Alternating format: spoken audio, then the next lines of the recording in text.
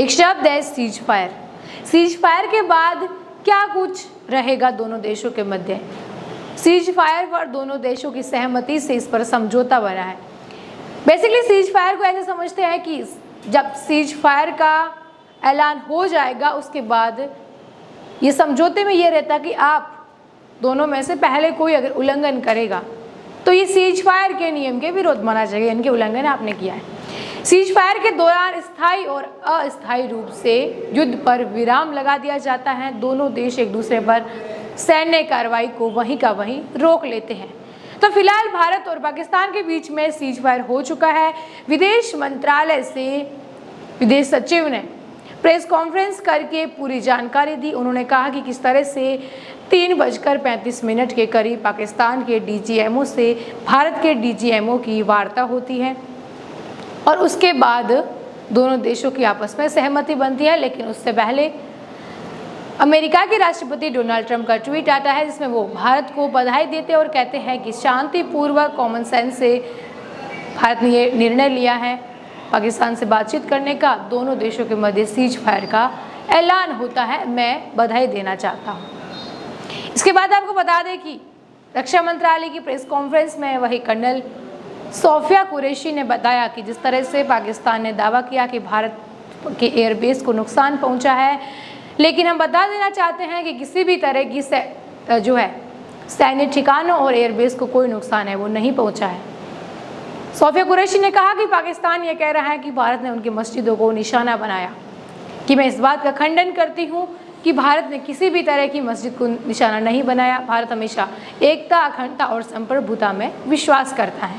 ये पाकिस्तान की miss information है और पाकिस्तान मिस इन्फॉर्मेशन फैला रहा है, ये कहा कर्नल सोफिया कुरैशी ने अपनी प्रेस ब्रीफिंग के दौरान।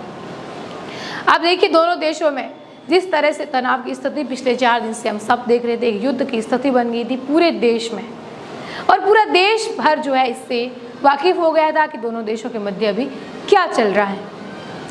लोगों में डर का माहौल, ज़्यादातर उन लोगों में जो बॉर्डर के नज़दीक रहते हैं, चाहे फिर वो पाकिस्तान के हो या भारत के। बॉर्डर के नज़दीक एरिया में रहने वाले लोग हमेशा पैनिक हो जाते हैं। छोटे से धमाके की आवाज़ हो, हालांकि उनको ये पता चल जाता है बॉर्डर के पास रहते हैं, कई समय से वो ऐसी चीज़ें सुनते आए हैं, लेकिन डर का माहौल जिस तरह से हो गया। अब इसमें जम्मू कश्मीर के मुख्यमंत्री उमर अब्दुल्ला ने कहा है कि जम्मू के अंदर बड़ा नुकसान हुआ है और जम्मू के पूंछ और राजौरी के अंदर बड़ा नुकसान हुआ है। जिन लोगों, निर्दोष लोगों ने इस स्थिति के दरमियान अपनी जान गंवाई है, हम उन लोगों से मिलेंगे और उनको मुआवजा देने का पूरा प्रयास है वो करेंगे। हम पूरा ये पता लगा रहे हैं कहाँ कहाँ लोगों के घरों को, जान माल को नुकसान हुआ है इन 4 दिनों के दरमियान। ये कहना है जम्मू कश्मीर के मुख्यमंत्री उमर अब्दुल्ला का। इसके बाद अब हम ये समझते हैं कि किस तरह की स्थिति। रक्षा मंत्रालय ने प्रेस कॉन्फ्रेंस में कह दिया है कि अब युद्ध पूरी तरह से विराम हो गया है। अलग अलग जिला प्रशासन ने भी ये मैसेज दे दिया है कि जो मैसेज भारत सरकार के गृह मंत्रालय से दिए गए थे, अभी जो है स्थिति सामान्य है। नागरिक धीरे धीरे करके शांतिपूर्वक अपने काम कर सकते हैं, बाहर निकल सकते, कोई रेड ग्रीन अलर्ट है वो नहीं है, क्योंकि सीज फायर हो चुका है तो स्थिति सामान्य है। लेकिन भारत ने यह कहा है कि कभी भी आतंकवाद को वो इस तरह से नहीं होने देगा, जवाबी कार्रवाई है वो हमेशा करेगा। इसके बाद अब देखिए, देखने वाली बात यह है कि सीज फायर के बाद क्या स्थिति है वो रहने वाली है।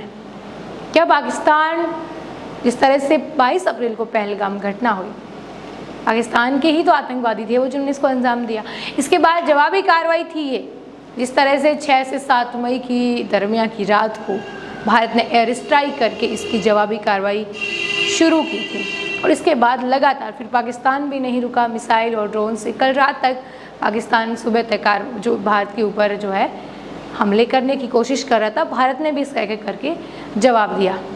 यानी कि पूरे देश भर में अब 4 दिन की इस तनाव वाली स्थिति के माहौल से अभी देश है वो बाहर आ चुका है, आम नागरिक भी बाहर है वो आ चुके हैं।